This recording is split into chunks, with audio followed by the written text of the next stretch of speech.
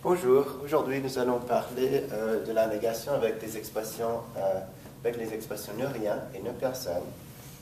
Alors, ne rien et ne personne peuvent être utilisés comme sujet, objet direct et aussi comme objet d'une préposition.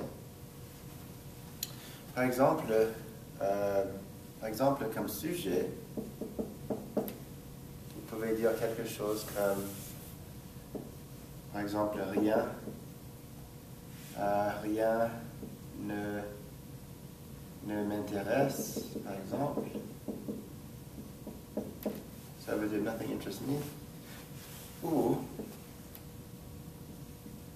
personne ne m'intéresse. No one interests me. Nothing or no one interests me. Donc, notez que c'est la même structure. Et notez quand vous utilisez, quand on utilise rien et personne, ne rien et ne personne comme sujet, il faut changer. On fait un changement. On met le ne après le premier mot. Donc ça, c'est quelque chose d'intéressant. Si vous avez ça, objet d'une préposition,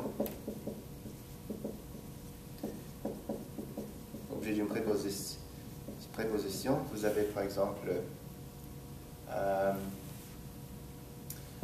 je ne travaille avec rien. I'm not working with anything. Je ne travaille avec personne. I'm working with no one. Ça, c'est ce que ça veut dire.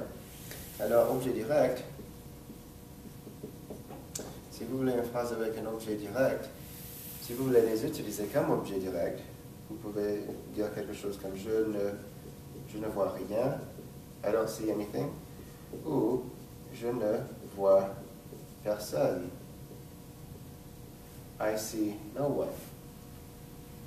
Alors ça c'est quelque chose d'intéressant, vous pouvez mettre personne comme objet direct et rien comme objet direct aussi.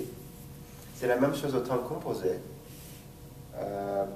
C'est-à-dire que ça c'est toujours un objet direct, ça peut être toujours un objet direct au temps composé aussi. Je n'ai vu personne par exemple. Ok, je pense que c'est à peu près tout, mais étudiez surtout la leçon et comment c'est utilisé. Et notez que ça correspond très similairement à l'anglais. Par exemple, personne ne, c'est comme no one interests me, c'est plus ou moins la même structure. Il faut simplement savoir comment faire la traduction. Donc, merci beaucoup.